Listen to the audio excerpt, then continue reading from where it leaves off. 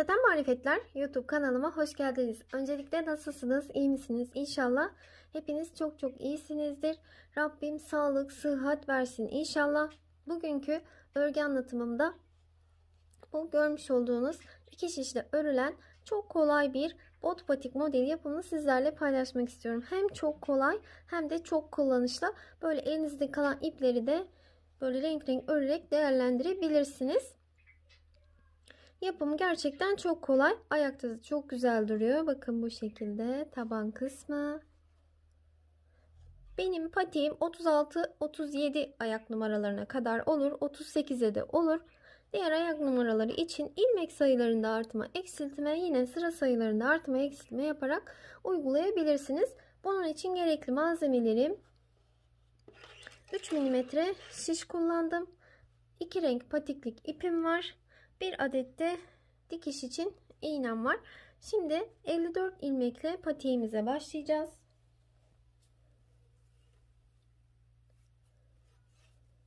Şöyle ipimizi alalım. İpimi boynuma atarak örüyorum ben. İlmeklerimi de bu şekilde atıyorum. Sizler nasıl örüyorsanız, nasıl biliyorsanız o şekilde başlayabilirsiniz. Toplam 54 ilmek atalım. 54 adet ilmeğimi şişime attım. Şimdi örgümün arka yüzündeyim. Bakın başlangıç ipim burada. İlk ilmeğimi örmeden alıyorum. Sonrasında bir ters ördüm. Sonrasında bir düz örüyorum. Bir ters. İlk sırada ilmeklerimiz biraz sık olduğu için örmesi zor olabilir. Bir ters ördüm. Bir düz örüyorum. Bir ters örüyorum. Bir düz öreceğim. Böyle sıra sonuna kadar gidelim. Evet, son ilmeğime geldim. Bir öncekini düz örmüştüm. Son ilmeği de düz örüyorum. Son ilmekler her zaman düz olacak. İlk ilmekleri her zaman örmeden alacağız. Örgümüzün arka yüzünü ördük. Şimdi örgümüzün ön yüzüne geçtik. İlk ilmeği her zamanki gibi yine örmeden alıyoruz. Kenarlarımız daha düzgün olacak bu şekilde. Bir sonraki ilmeğim ters görünüyor. Onu ters örüyorum. Bir sonraki ilmeğim bakın düz görünüyor. Onu düz örüyorum. Bir sonraki ters örüyorum. Bir sonraki düz örüyorum. Bir ters, bir düz olarak yine ilmekleri göründüğü gibi örmeye devam edelim. Şöyle sizlere göstereyim. Bakın lastik örgümüz ortaya çıkmış oldu. Düzlerimiz, terslerimiz, düzlerimiz, terslerimiz. Bu şekilde ilmekleri örgünün ön yüzünde ve arka yüzünde göründüğü gibi örelim ve bir ters bir düz lastik örgümüzü böyle istediğimiz boyuta gelene kadar örmeye devam edelim. Evet, bakın böyle lastiğimi tamamladım. Bunu sizler daha da uzatabilirsiniz. Daha kısa yapmayın. Kısa çok iyi olmayacaktır. Fakat uzun yapabilirsiniz. Böyle daha da uzun yapıp geriye de kıvırabilirsiniz. Şimdi ben bu şekilde şöyle şu sıraları saydığımda 1, 2, 3, 4, 5, 6, 7, 8 sıra yapıyor şöyle. Şimdi arkasındayım. Lastiğimin arka kısmındayım. Ön sırasından saydık. Arka kısmındayken mor rengimi bağlıyorum. Bakın böyle.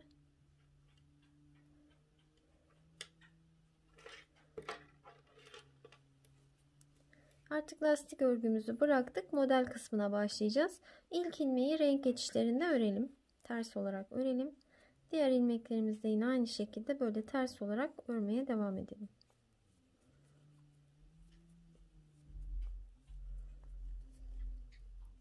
Böyle sıra sonuna kadar gidelim. Bakın örgümün arka yüzünde renk geçişini yaptım. Şimdi örgümün ön yüzüne geçtim. Ön yüzünde de toplam burada bizim 54 tane ilmeğimiz vardı.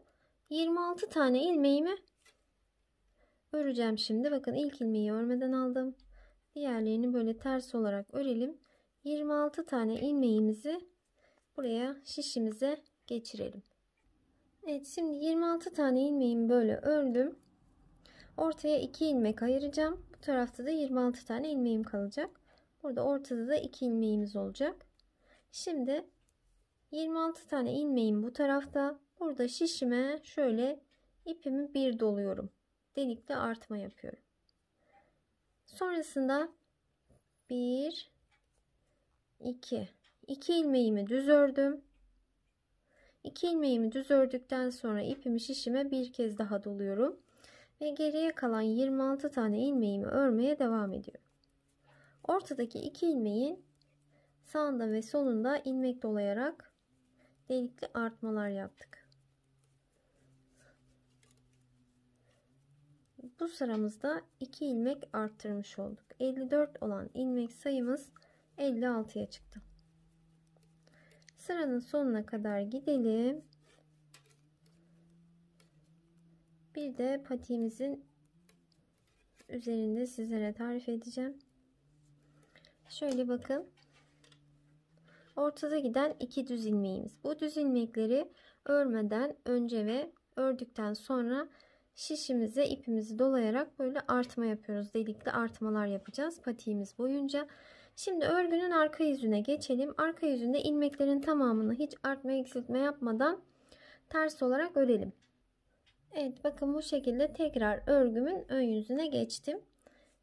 Mor rengimle bir diş haroşa sırası ördüm. Şimdi ikinci sıramı örüyorum. Yine 2 tane düz ilmeğin gelene kadar ters olarak böyle ilmekleri örelim. Evet, 2 tane düz ilmeğime geldim. 2 düz ilmeğime gelince ipimi şişime bir doluyorum.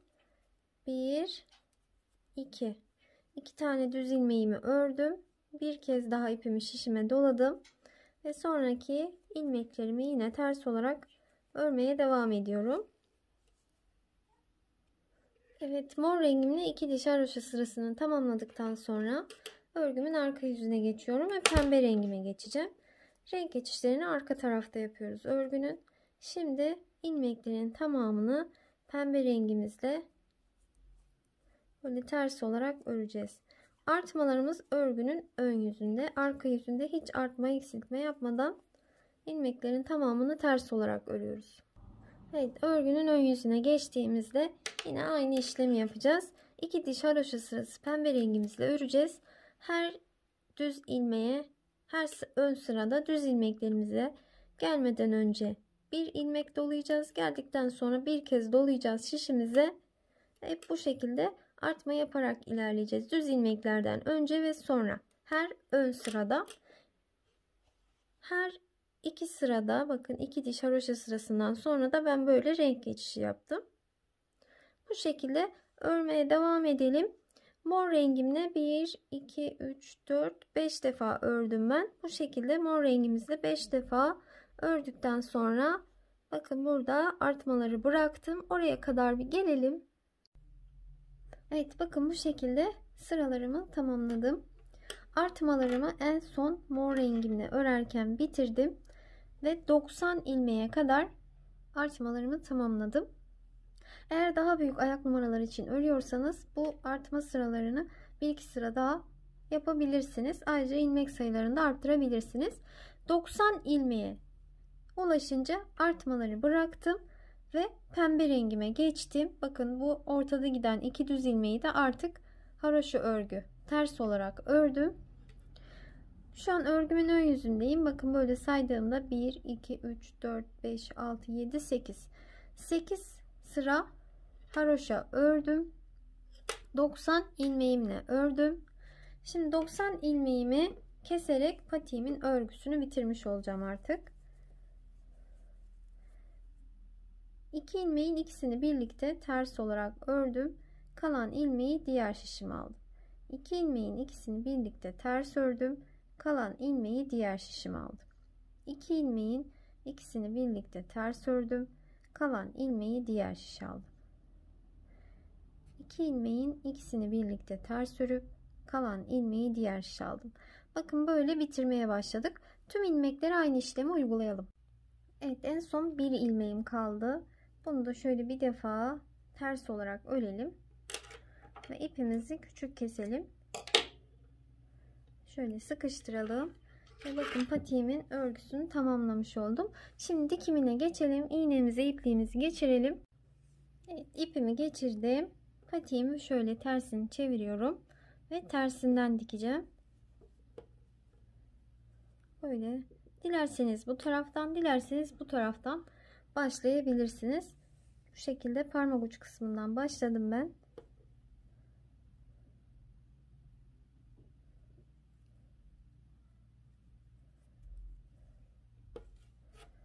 Şimdi buradan şöyle ilmekleri bakın, bu taraftan bir tane, bu taraftan bir tane alarak dikelim.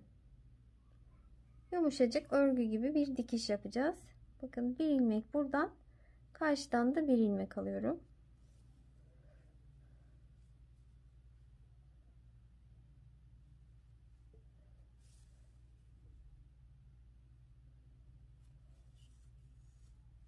Böyle dikerek yukarıya kadar gelelim. Evet, patiğimin dikimini tamamladım. Şimdi düz tarafını da çeviriyorum. Gerçekten çok kullanışlı ve ayakta da çok hoş duran bir bot patik modeli yapmış olduk. Bakın böyle görüntüsü de gerçekten çok kibar. Şöyle yine bu ördüğümüzü de manken ayağımıza giydirelim.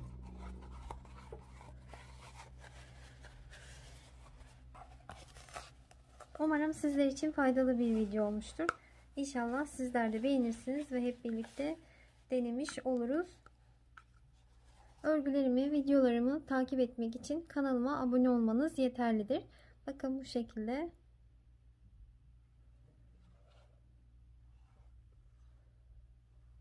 Bir sonraki videolarımda görüşmek üzere. Hoşça kalın.